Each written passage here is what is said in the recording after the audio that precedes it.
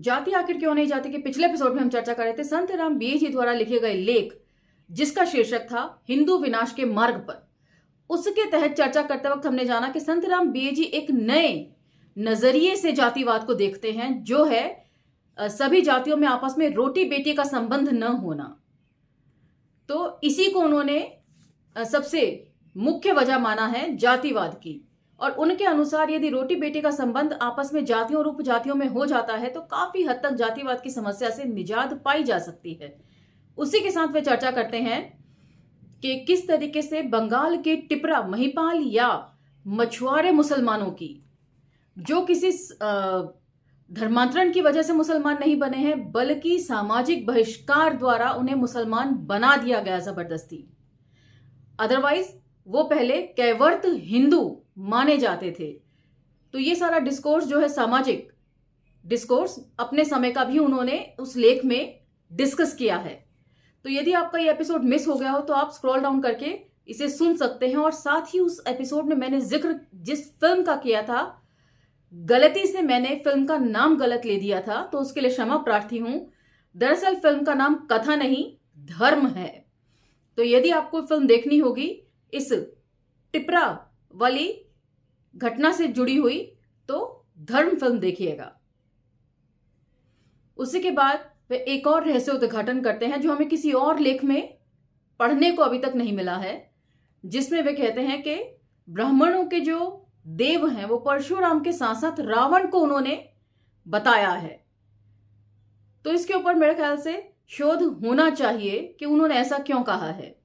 तो अब हम यहां से चर्चा को आगे लेकर चलेंगे और जानेंगे अन्य दो किस्से जो लेख में उन्होंने आगे मेंशन किए हैं। तो चलिए मेरे साथ। जय भीम, मैं शालिनी और आप देख रहे हैं अंबेडकर नामा। ढाका, बंगाल। अगेन बंगाल से घटना इन्होंने उठाई है। ढाका, बंगाल में एक लंबा ऊंचा हृष्ट पुष्ट बांका ब्राह्मण कुमार नित्य ब्रह्मपुत्र नदी में स्नान करने जाया करता था। उसका मार्ग ढाका के नवाब के महल के निकट से होकर जाता था। नवाब की इकलौती बेटी झरोखे से उसे नित्य जाते देखा करती थी। नवाब नंदिनी का ब्राह्मण कुमार पर प्रेम हो गया। उसने अपने पिता से कहा। पिता ने लड़के को बुलाकर अपनी बेटी से विवाह करने को कहा, पर ब्राह्मण कुमार ने एक मुसलमान युवती के साथ विवाह करने से इनकार कर दिया। इनकार कर दिया। इस पर नवाब ने अपनी बेटी को हिंदू हो जाने की अनुमति दे दी। तो इस तरह का इंसिडेंस पढ़ते वक्त तो ये लगता है कि मुसलमान जो है वो धर्म को लेकर बहुत ज्यादा रिजिड नहीं है जितने के हिंदू हैं। आगे का जो किस्सा है वो यही बयां करता है। इस पर नवाब ने अपनी बेटी को हिंदू हो जाने की अनुमति दे दी, पर रूढ़िवादी पंडितों ने कहा कि किसी मुसलमान को हिंदू बनाने की भी आज्ञा शास्त्र में नहीं है।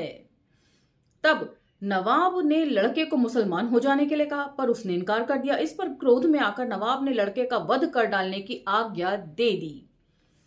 ब्राह्मण कुमार वध स्थल में गर्दन झुकाए खड़ा था। उसके मुंड को रुंड से अलग कर डालने के लिए वधिक की खड़क उठ चुकी थी। इतने में नवाब नंदिनी लड़खड़ाती हुई कुमार के सामने आकर खड़ी हो जाती है। वह वधिक से कहती है, इनका नहीं मेरा वध करो, मैं अपने को प्रियतम के चरणों में बलिदान करूंगी। यह देख ब्राह्मण कुमार का हृदय द्रवित हो जाता है। उसे मुसलमान नवाब की पुत्री और एक हिंदू कन्या की गुणों की दृष्टि में कोई अंतर नहीं दिखता। तो मतलब कहने का है कि हम लोग पहले से ही बायस्ड हो जाते हैं, जजमेंटल हो जाते हैं दूसरे के प्रति। वह उसे हृदय से ग्रहण कर लेता है और विवाह करने के लिए सहमत हो जाता है। इस पर उसे छोड़ दिया जाता है। युवक ने अब अपने पिता और अपने पंडित पुरोहितों से नवाब नंदिनी को हिंदू बना लेने की प्रार्थना करी, पर सबने यह कहकर इनकार कर दिया कि धर्मशास्त्र इसकी आज्ञा नहीं देते। तब ये युवक और युवती दोनों पुरी में पहुंचे। उन्होंने निश्चय किया कि अपने हृदयों की पवित्रता की साक्षी देकर हम जगन्नाथ जी के चरणों में विवाह बंधन में बंध जाएंगे। पर पंडों ने उन्हें जगन्नाथ के दर्शन न करने दिए। उन्हें लात और घूंसे मारकर दोनों को भगा दिया। इस पर युवक ने प्रतिहिंसा की आग भड़क उठी। वे मुसलमान बन गया और उसने संपूर्ण बंग देश को मुसलमान बना डालने का बीड़ा उठाया। इतिहास में वह काला पहाड़ के नाम से प्रसिद्ध है। तो ये घटना, इसको आप जरूर देखिएगा। तो इस काला पहाड़ की घटना के बाद अब हम बढ़ते हैं अगले किस्से की तरफ, जो है 13वीं शताब्दी की बात है। रतनजू नामक एक छोटी अवस्था का लड़का कश्मीर की उपत्यका में आया। किसी प्रकार राजा सहदेव की राजसभा में उसका प्रवेश हो गया और वह ऊंचे पद पर पहुंच गया। उसका अपना कोई धर्म या राष्ट्र न था। मौलाना मोहम्मद काजम मुरादाबादी ने अपने इतिहास में लिखा है कि रतनजू हिंदू धर्म पर बड़ा प्रेम रखता था। वह उसे ग्रहण करना चाहता था, पर हिंदू उसे अपने समाज में लेने को सहमत न थे। वह प्रतिदिन एक पंडित जी से गीता की कथा सुना करता था। एक दिन पंडित जी ने गीता के 18वें अध्याय में 47वें श्लोक की व्याख्या करते हुए कहा कि अपना धर्म चाहे विगुण भी हो तो भी उसे छोड़कर दूसरा अच्छा धर्म ग्रहण करना भयावह है। तो मतलब अपने धर्म में कितनी भी खामियां क्यों ना हो, आप उसे त्यागे नहीं, और दूसरे का धर्म कितनी भी अच्छाई लिए हुए क्यों ना हो, आप उसे अपनाए नहीं। इस पर रतनजू ने पूछा, क्या मैं आपका धर्म ग्रहण नहीं कर सकता? पंडित ने कहा, बिल्कुल नहीं। इस उत्तर से हताश होकर रतनजू ने निश्चय किया कि कल सवेरे जो भी व्यक्ति मुझे सबसे पहले दृष्टिगोचर होगा, मैं उसका ही धर्म ग्रहण कर लूंगा। उसके इस निश्चय का ज्ञान बुलबुल शाह नामक एक मुसलमान फकीर को हो गया। दूसरे दिन सवेरे तड़के वह लोटा लिए रतनजू के महल के नीचे पहुंचा। उसे देख रतनजू उसके निकट गया और बोला, क्या आप मुझे अपने धर्म में ले सकते हैं? इस्लाम का द्वार मनुष्य मात्र के लिए खुला है। एक प्रमुख राजाधिकारी मेरा धर्म बंधु बनना चाहता है। इससे बढ़कर प्रसन्नता की बात मेरे लिए और क्या हो सकती है? बुलबुल शाह ने उत्तर दिया। तो यहाँ पर हमें ये भी पता चलता है कि मुस्लिम धर्म जो है वो काफी लिबरल है लोगों को अपनाने के मामले में बनिस्बत हिंदू धर्म के।